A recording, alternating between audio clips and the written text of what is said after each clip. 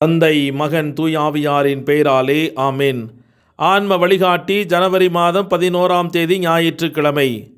தூய ஆவியாருக்கு நம்மை ஒப்பு கொடுத்து மன்றாடுவோம். தூய ஆவியாரே, தேவரீர் எழுந்தருளி வாரும்.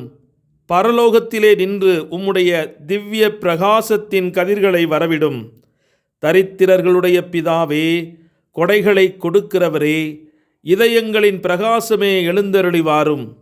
உத்தம ஆறுதலானவரே, ஆத்துமங்களுக்கு மதுரமான விருந்தாளியே, பேரின்ப ரசமுள்ள இளைப்பாற்றியே, பிரயாசத்தில் சுகமே, வெயிலில் குளிர்ச்சியே, அழுகையில் தேற்றரவே எழுந்தருளி வாரும்.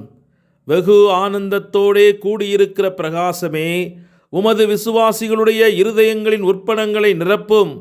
உம்முடைய தெய்வீகம் அன்றியே மனிதரிடத்தில் குற்றமில்லாதது ஒன்றுமே இல்லை.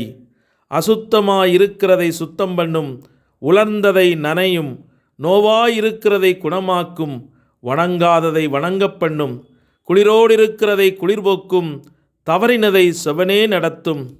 உம்மை நம்பின உம்முடைய விசுவாசிகளுக்கு உம்முடைய திருக்கொடைகள் ஏழையும் கொடுத்தருளும். புண்ணியத்தின் பெயர்களையும் நல்ல மரணத்தையும் நித்திய மோட்சானந்த சந்தோஷத்தையும் எங்களுக்கு தந்தருளும் சுவாமி. ஆமேன்.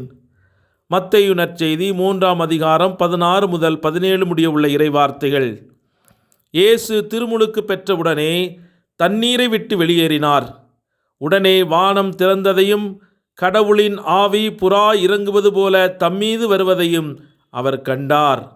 அப்பொழுது, என் அன்பார்ந்த மைந்தர் இவரே, இவர் பொருட்டு நான் பூரிப்படைகிறேன் என்று வானத்திலிருந்து ஒரு குரல் கேட்டது. இது கிறிஸ்து வழங்கும் வாழ்வுதரும் நற்செய்தி. கிறிஸ்துவே உமக்கு புகழ். சிந்தனை. இன்றைய நாளிலே ஆண்டவர் இயேசுவின் திருமுழுக்கு பெருவிழாவை மகிழ்வோடு திரு அவை கொண்டாடி மகிழ்கிறது. இயேசு ஏன் ஞானஸ்நான நீரில் நுழைந்தார்? அவர் பாவமற்றவராக இருந்தாரே, மனந்திரும்ப வேண்டிய அவசியமும் அவருக்கு இல்லையே என்ற கேள்வி நம்முடைய மனதில் எழலாம். ஆனாலும் இயேசு தம்முடைய தெய்வீக ஞானத்தில் தண்ணீரை பரிசுத்தப்படுத்த திருமுழுக்கு பெற தன்னை தேர்ந்தெடுத்து கொண்டார். அதைத் தொடர்ந்து வரவிருக்கும் அனைவருக்கும் அருளின் வாசலை இதன் மூலம் திறந்து வைத்தார். ஞானஸ்நான நீரில் நுழைவதன் மூலம் இயேசு ஒரு முன்னுதாரணத்தை ஏற்படுத்தினார். ஞானஸ்நான நீரில் நுழையும் ஒவ்வொரு கிறிஸ்தவரும் நம் இறைவனை அங்கே சந்தித்து அவருடைய அருளின் வாழ்க்கையில் பங்கு கொள்கிறார்கள்.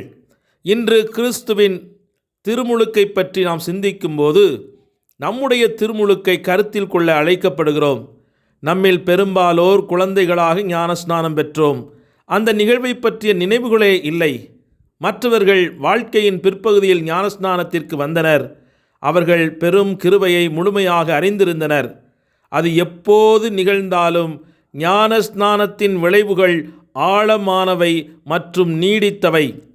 பரிசுத்தமாக்கலின் அந்த தனித்துவமான தருணம் நம்மை என்றென்றும் மாற்றியது.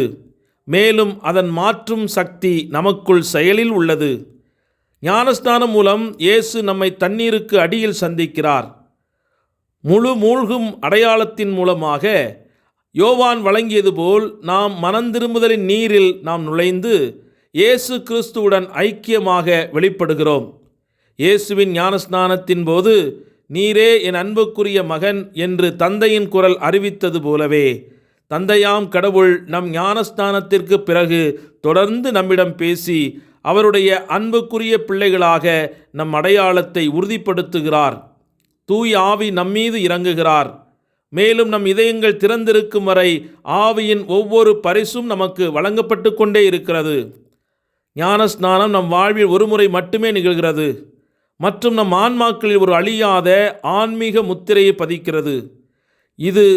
இந்த குறி நம்மை கிறிஸ்துவுடன் இணைக்கிறது மற்றும் அவருக்கும் அவரது திருச்சபைக்கும் நாம் நிரந்தரமாக சொந்தமானவர்கள் என்பதை இது அடையாளப்படுத்துகிறது.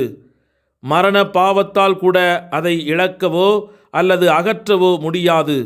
இருப்பினும் இந்த குணம் என்றென்றும் நிலைத்திருக்கும். அதே வேளையில் நம் ஆன்மாக்களுக்குள் இருக்கும் அருளை பரிசுத்தப்படுத்தும் நிலை மரண பாவத்தின் மூலம் இழக்கப்படலாம்.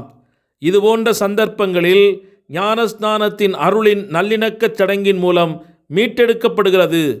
இதில் நம் ஆன்மாக்கள் மீண்டும் சுத்திகரிக்கப்பட்டு கடவுளுடன் முழு ஒற்றுமைக்குள் கொண்டு வரப்படுகின்றன. கிறிஸ்துவின் சரீரத்தின் உறுப்பினர்களாக குறிக்கப்பட்ட நாம் கிருபையின் நிலையில் இருக்கும் வரை மற்ற சடங்குகள் மூலம் பரிசுத்தப்படுத்தும் கிருபையை பெற தொடர்ந்து தயாராக இருக்கிறோம். ஞானஸ்நானம் இந்த மனநிலையை நிறைவேற்றுகிறது.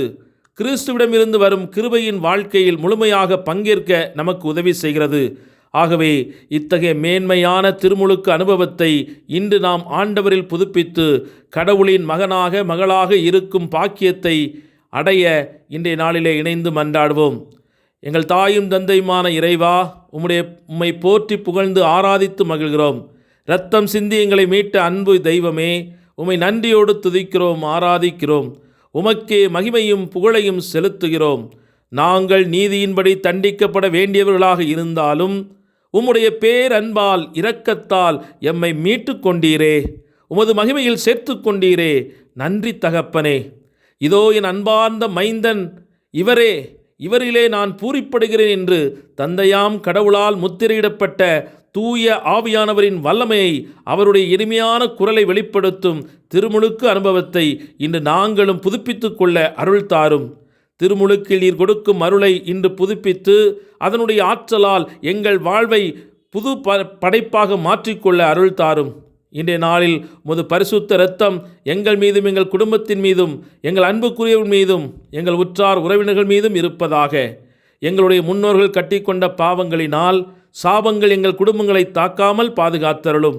எத்தனையோ மக்கள் இன்று சாபக்கட்டுக்களால், உடல் நலமின்றியும், கடன் பிரச்சனைகளாலும், சமாதானம் இல்லாமலும், தற்கொலை எண்ணங்களாலும், விபத்துக்களாலும், எதிர்பாராத அடுத்தடுத்த இறப்புகளாலும் மனம் நொந்து அழுது கொண்டிருக்கும் அத்துணை சகோதர சகோதரிகளுக்கும் இன்று உமது பரிசுத்த இரத்தம் விடுதலையை கொண்டு வருவதாக. இரத்தம் நீங்கள் இருக்கும் வீடுகளில் அடையாளமாக இருக்கும். அழிப்பவன் உங்கள் வீடுகளில் புகுந்து தாக்காதவாறு நான் காத்துக்கொள்வேன் என்று விடுதலை பயண நூல் 12வது அதிகாரம் 13 மற்றும் 23 வாக்குத்தத்தமாக கொடுத்த ஆண்டவரே, இன்று எம் மக்கள் மீதும் எங்கள் மீதும் உம்முடைய பரிசுத்த இரத்தம் சூழ்ந்து நின்று காத்து சாபங்களை முறிக்கட்டும், சாத்தானை விரட்டட்டும், கட்டுக்கள் உடைக்கப்படட்டும், சுகம் உண்டாகட்டும், நிம்மதி கிடைக்கட்டும், பொருளாதாரம் பெருகட்டும், பாதுகாப்பு கிடைக்கட்டும். நன்றி நன்றி, ஆமேன் ஆமேன் ஆமேன் என்று சொல்லி இந்த வாக்குத்தத்தங்களை எங்கள் வாழ்விலே அது நிறைவேறும்படியாக நாங்கள் அறிக்கையிடுகிறோம். இவற்றையெல்லாம் இயேசு கிறிஸ்துவின் இணையில்லா நாமத்தினால் நாங்கள் அறிக்கையிட்டு பெற்றுக்கொள்ளுகிறோம். எங்கள் ஜீவனுள்ள நல்ல பிதாவே, ஆமேன் ஆமேன். இயேசுவுக்கே புகழ், இயேசுவுக்கே நன்றி. மரியே வாழ்க, இயேசுவின் இரத்தம் ஜெயம்.